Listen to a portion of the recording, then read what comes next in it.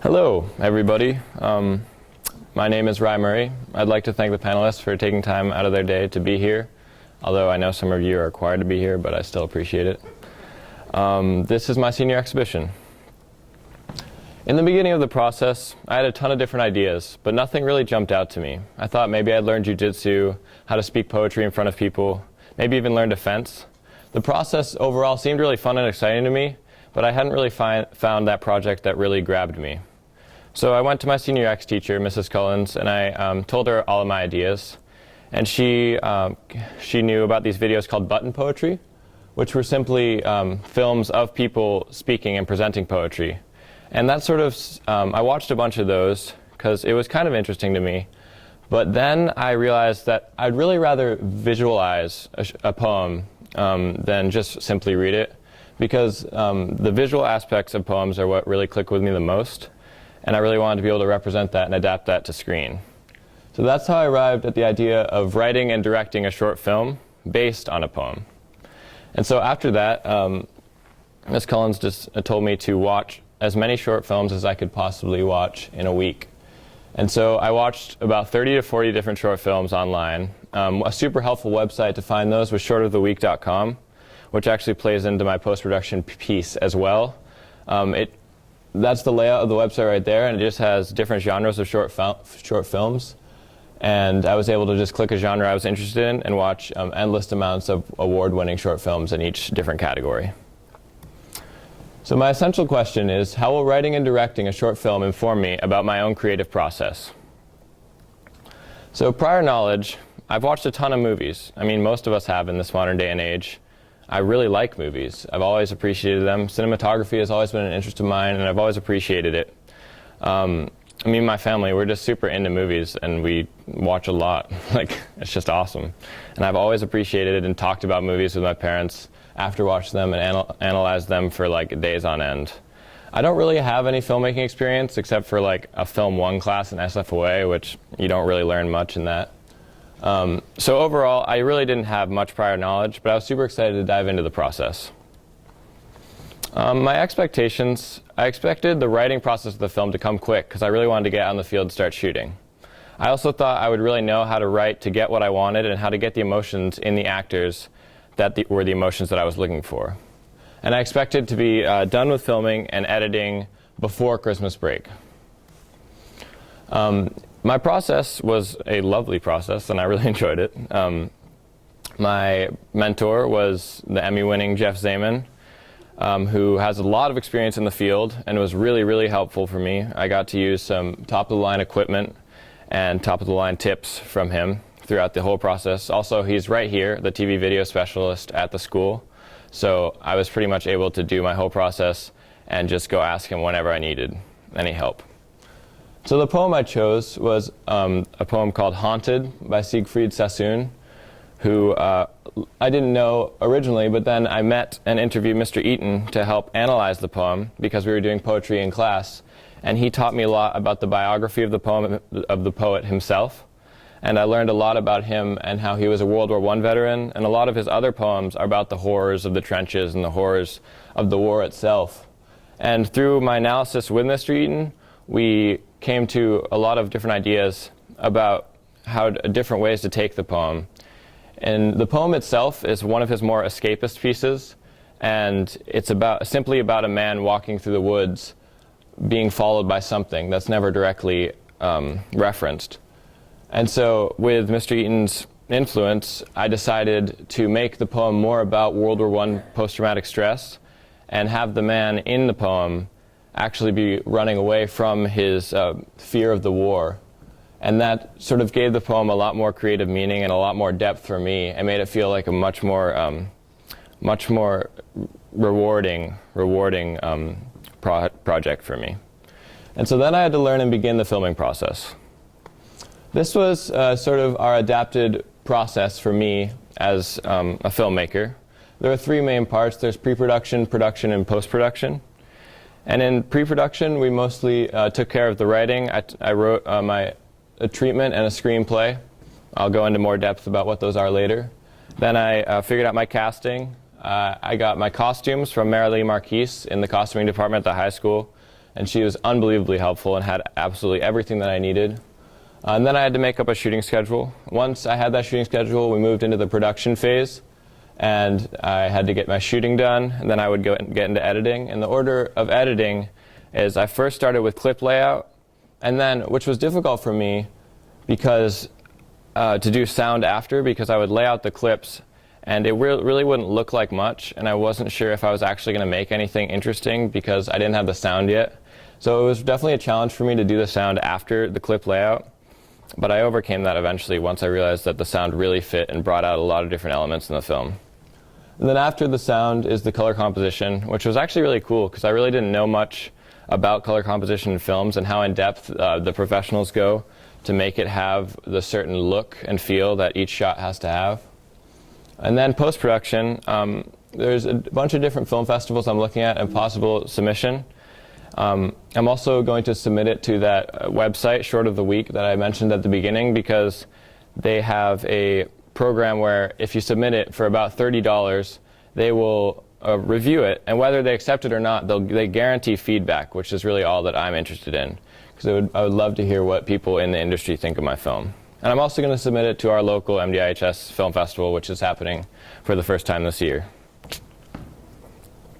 So the first section was writing. Writing was actually really difficult for me. I found myself having a lot of writer's block, and I was really indecisive about decisions in terms of the plot, because it was really like, I really just didn't know what I wanted. I had this poem, but I wanted to put my own spin on it and make it feel like I wasn't just filming exactly what the poem was talking about. So the first section of the film is called, of the writing part, is called a treatment, which is basically just a paragraph by paragraph direct layout of what the film is going to be about, without any like descriptive words or anything. It's just directly plot point after plot point. And then that was definitely the hardest. I had gone into Thanksgiving break planning to finish the treatment and the screenplay and be shooting by the end, which was so far from the truth. I probably had about 3 sentences of my treatment when we got back to school, and then spent the next 3 weeks writing. And so I finished my treatment that week, and it was just really difficult to actually come to a direct, an actual decision about what I wanted my plot to be about. But after I finished the treatment, I dove into the screenplay writing, which I absolutely loved. Jeff showed me a really helpful Google Docs plugin, which is just a screenplay formatter. So I could basically just type what I wanted and then click dialogue or click heading or scene change, and it would format it exactly the way that it's supposed to professionally. It was much more formulaic, meaning I could just look at my treatment and write out the scenes, and it just sort of flowed. And it was super fun because, I mean, the filmmaking nerd inside of me just like freaked out because it looked so real, and it was really cool. Then after that came shooting. One of the difficult parts about shooting, obviously, on the island is the weather is very unpredictable. As I said earlier, Marilee Marquise provided awesome costumes. She provided full World War I Army uniforms. She provided World War I era garb. It was awesome. And I also had professional equipment, as you can see from Jeff, some great cameras and mics. And I ended up shooting about right before Christmas break, which was a lot later than I originally intended, but it ended up working perfectly. My main actor was Spencer Nyman, as you can see there. Some of you may know him, some of you may not. He's a really great guy, and he didn't really have any acting experience, but was like overjoyed to be invited to be a part of my project, and was just super into it. It was really easy having one actor because I didn't really have to schedule around anyone besides myself and him. And he had a lot of free time before Christmas because he was leaving after Christmas. And so we just had a couple of weeks where we could really just go out and shoot whenever we could. My main set, I had 3 main places that I shot. I shot most of the woodland scenes on the Acadian Ridge Trail on Norway Drive. I also shot the war scenes in a blueberry field just outside of Long Pond. And then I shot the homeless old man scenes in that super sketchy alleyway next to Tomcat in Southwest Harbor. A big inspiration for shooting, although I didn't learn about this director until afterwards, after the shooting process, but he came into play a lot in my editing process.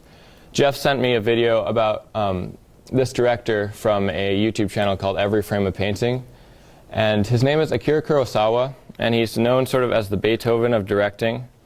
And this big point of his that I was researching was his idea of composing movement and how all shots must have their own story. And so his idea is basically, when you look at a shot, each individual shot, everything moving in it should have its own story. Like someone will start close up and then they'll fade two different ways. They might walk backwards and they also get smaller, or the shot will follow it. And sort of, if you look through his films, each individual shot, you can follow the person, and if you only had that shot, you would sort of still have an idea of what the whole movie was about. And another big point of his was that we're using motion. So he used motion in nature a lot to keep the viewers interested. So for an example, he would have the motion of the characters, maybe somebody fighting, but he would always have a second-hand source of motion. So maybe these characters would be fighting, but it would also be raining in the background.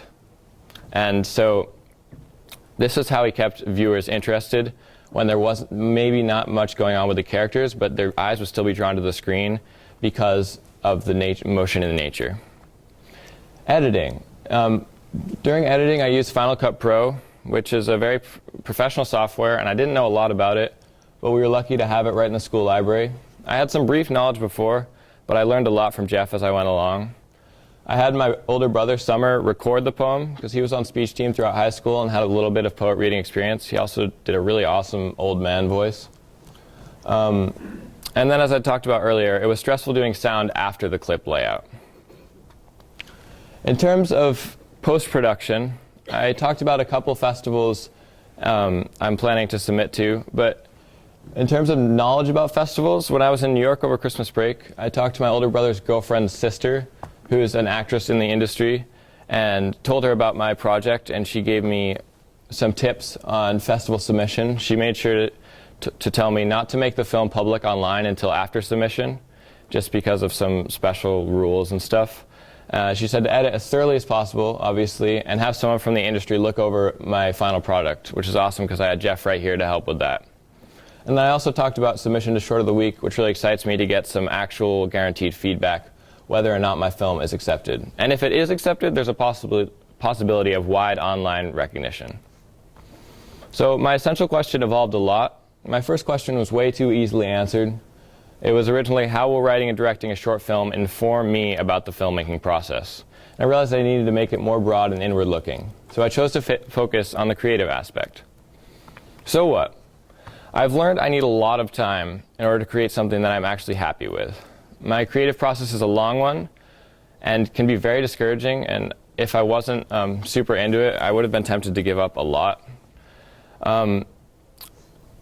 I really appreciated the opportunity to take on this creative project because it felt so good to actually create something, which is a lot of things throughout high school. You're creating something for other people, but this was a lot about creating something for me. I was really focused on pleasing myself, and that was more important to me than pleasing others throughout this project.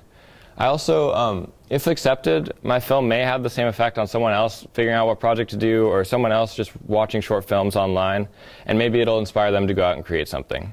It's really shown me a way to express my creativity, and now I want to tackle new projects. So now what? I hope to produce more short films. It was really fun. I'd like to do some more stuff over the summer with friends, whether it's like cheesy or not. I just would love to make some more movies. It will also help me with other aspects of creativity in terms of writing and drawing and just coming up with stories. And I've talked about this with my parents a lot. I watch movies from a very analytical perspective now, and I'll notice what people do with shots, and I notice what people do well and what they don't do as well. And I've formed my opinions of different directors a lot more solidly than I did before. I just know a lot more, not a lot, but I know relatively a lot more about the filmmaking process and can really enjoy watching movies. I also now plan to minor in film and representation studies at St. Lawrence University in the fall, which I'm really looking forward to. And now here is my film.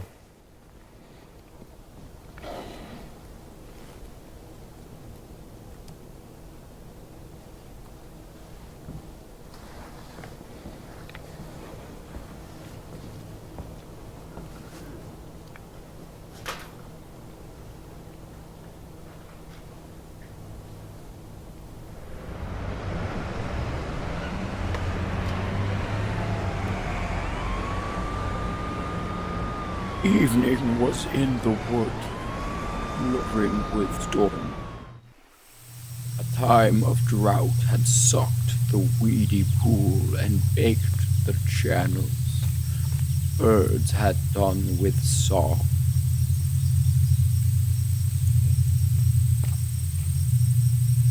Thirst was a dream of fountains in the moon, or willow music blown across the water, leisurely sliding on by weir and mill.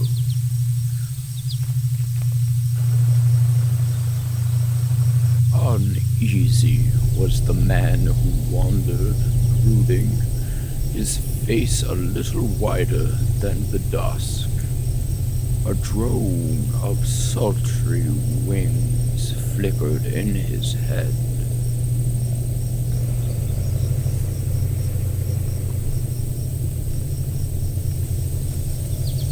The end of sunset burning through the boughs died in a smear of red. Exhausted hours, cumbered and ugly sorrows hemmed him in.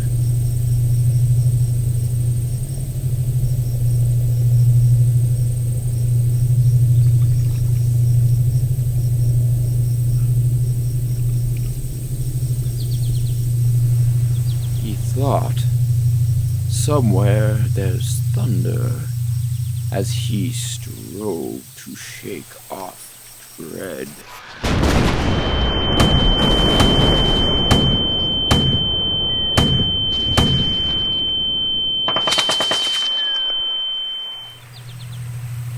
He dared not look behind him, but stood, the sweat of horror on his face. He blundered down a path, trampling on thistles, in sudden race to leave the ghostly trees. And soon I'll be in open fields, he thought, and half remembered starlight on the meadows, scent of mown grass, and voices of tired men fading along the field paths, home and sleep, and you swept up in spaces, whispering leaves, and far off the long, churring nightjar's note.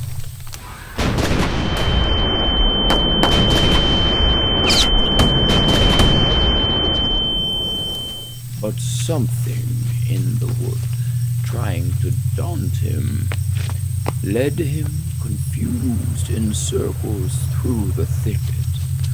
He was forgetting his own wretched folly, and freedom was his need. His throat was choking. Barbed brambles gripped and clawed him round his legs, and he floundered over snags and hidden stumps, mumbling, "I will get out, I must get out," butting and thrusting up the buffling gloom, pausing to listen in a space twixt thorns. He peers around with peering, frantic eyes. An evil creature in the twilight, looping, flapped blindly in his face. Beating it off, he screeched in terror, and straightway something clambered heavily from an oak and dropped, bent double, to shamble at him, zigzag, squat, and bestial. Headlong he charges down the wood and falls with roaring rain. Agony, the snapped spark, and blots of green and purple in his eyes. Then the slow fingers groping on his neck, and at his heart the strangling clasp of death.